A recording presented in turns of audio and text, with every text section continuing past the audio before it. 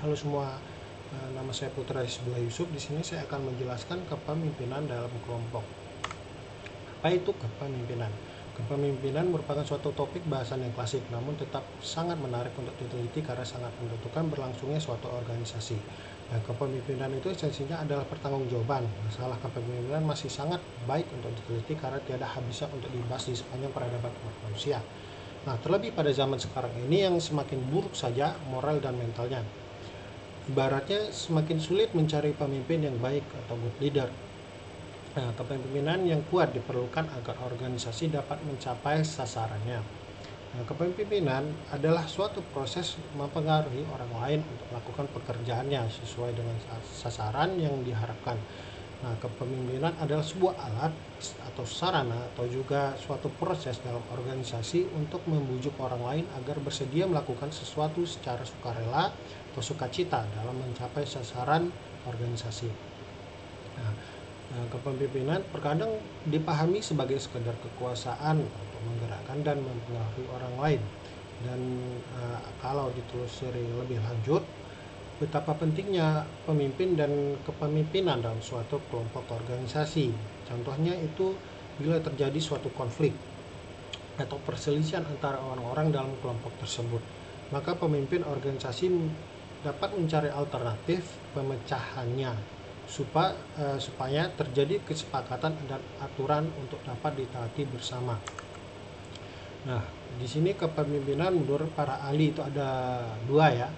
Menurut Stoner, kepemimpinan adalah sebuah proses dalam mengarahkan atau mempengaruhi kegiatan terkait sebuah organisasi atau kelompok demi mencapai tujuan tertentu. Dan ini ada menurut Wahjo Sumijo, yang dimana kepemimpinan merupakan kemampuan dalam diri seseorang dan mencakup sifat-sifat seperti kepribadian, kemampuan, dan kesanggupan. Nah, kepemimpinan tidak dapat dipisahkan dari gaya, perilaku, dan kedudukan pemimpin bersangkutan dan interaksinya dengan para pengikut serta situasi. Ada berbagai macam definisi kepemimpinan, tetapi secara umum semuanya merujuk pada tindakan untuk mempengaruhi seseorang atau sekelompok orang. Nah, di sini ada perspektif teoritis kepemimpinan. Teori sifat berkembang pertama kali di Yunani kuno dan Romawi yang beranggapan bahwa pemimpin itu dilahirkan, bukan diciptakan, yang kemudian teori ini dikenal dengan the Great Theory. Dalam perkembangannya, teori ini mendapat pengaruh dari aliran perilaku pemikir psikologi yang berpandangan bahwa sifat-sifat kepemimpinan tidak seluruhnya dilahirkan tetapi juga dapat dicapai melalui pendidikan dan pengalaman. Nah, sifat-sifat itu antara lain sifat fisik, mental, dan kepribadian. Nah, Keith Davis merumuskan 4 sifat umum yang berpengaruh terhadap keberhasilan kepemimpinan organisasi. Antara lain itu ada kecerdasan, kedewasaan, dan keluasan hubungan sosial, itu kedua. Terus ketiga, motivasi diri dan dorongan berprestasi, dan keempat itu sikap hubungan kemanusiaan. Nah, di sini kita akan membahas teori-teori terkait kepemimpinan. Nah, pertama itu ada teori karakter. Teori karakter merupakan sebuah teori yang menitik beratkan karakter-karakter tertentu yang mampu menyukseskan kepemimpinan. Nah, contohnya karakter fisik, intelijensi, ketegasan, dan sebagainya. Nah, teori perilaku ini yang kedua. Dalam teori perilaku dijelaskan mengenai beberapa perilaku yang mencerminkan karakter pemimpin. Perilaku tersebut terbagi menjadi dua, yaitu job center dan employee center. Job center adalah sifat kepemimpinan yang berfokus pada pekerjaannya, sedangkan employee center berfokus pada kondisi para karyawan atau bawahan di sebuah proyek. Nah, tiga itu ada teori kepemimpinan situasional. Teori yang dikembangkan oleh Hersey dan Blanchard ini memiliki titik berat pada kematangan para pengikut atau bawahannya. Nah, kesuksesan suatu tujuan bergantung pada matang tidaknya para bawahannya. Nah, maka dari itu pemimpin diharapkan mampu menganalisis apakah para bawahannya sudah cukup matang atau belum. Dapat disimpulkan bahwa ada berbagai perbedaan pendapat terkait teori kepemimpinan. Nah, kita akan membahas etika kepemimpinan. Di sini Etika kepemimpinan adalah sejumlah sifat-sifat utama yang harus dimiliki oleh seorang pemimpin agar kepemimpinannya dapat berjalan dengan efektif dan efisien untuk mencapai tujuan bersama yang telah ditentukan sesuai norma dan nilai yang berlaku. Nah, teori-teori etis tentang kepemimpinan berbicara tentang dua hal utama.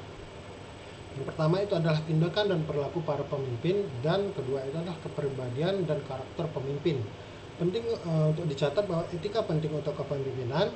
Seorang pemimpin menggerakkan dan mempengaruhi bawahan atau pengikut untuk mencapai tujuan bersama, baik itu dalam hal kerja tim, pencarian organisasi, atau proyek apapun. Nah, selanjutnya ada karakteristik pemimpin yang efektif dan etis. Nah, martabat dan hormat. Dia menghormati orang lain. Seorang pemimpin etis hendaknya tidak menggunakan pengikutnya sebagai media untuk mencapai tujuan pribadinya. Nah, terus ada melayani orang lain. Dia melayani orang lain. Seorang pemimpin yang etis harus menempatkan kepentingannya, kepentingan pengikutnya di atas kepentingannya. Nah, di sini ada keadilan. Dia selalu adil. Seorang pemimpin yang etis harus memperlakukan semua pengikutnya dengan setara. Seharusnya tidak ada bias pribadi. Nah, membangun komunitas. Di sini dia mengembangkan komunitas. Seorang pemimpin etis mempertimbangkan tujuannya sendiri dan juga tujuan pengikutnya, sambil melakukan upaya untuk mencapai tujuan yang cocok untuk keduanya. Dan ada yang kejujuran. Dia setia dan jujur ya, karakteristiknya itu. Kejujuran sangat penting untuk menjadi pemimpin yang etis dan efektif. Para pemimpin yang jujur dapat selalu diandalkan dan ini typo ya. Dan itu ada etika kepemimpinan. Di sini itu ada ethical communication yang menetapkan standar kejujuran untuk setiap bawahannya. Dan ada ethical quality, bertanggung jawab dalam memimpin, mengendalikan dan mendanai dalam hal peningkatan kualitas. Terus ada yang ketiga itu ethical collaboration, bijak berkolaborasi untuk menciptakan best practice, memecahkan masalah dan menemukan isu-isu sedang dihadapi organisasi. Dan itu ada ethical succession planning, berprinsip memiliki menuntut kebutuhan akan pengendalian, memberikan kesempatan kepada penerus untuk berlatih dan membangun kemampuan kepemimpinan mereka. Dan itu yang terakhir ada ethical tenure, bekerja atas permintaan dari entitas, pelanggan, dewan direksi, dan para pemegang saham. Ya, itu semua pembahasan tentang materi ini. Terima kasih. Mohon maaf jika ada yang salah. Sampai jumpa.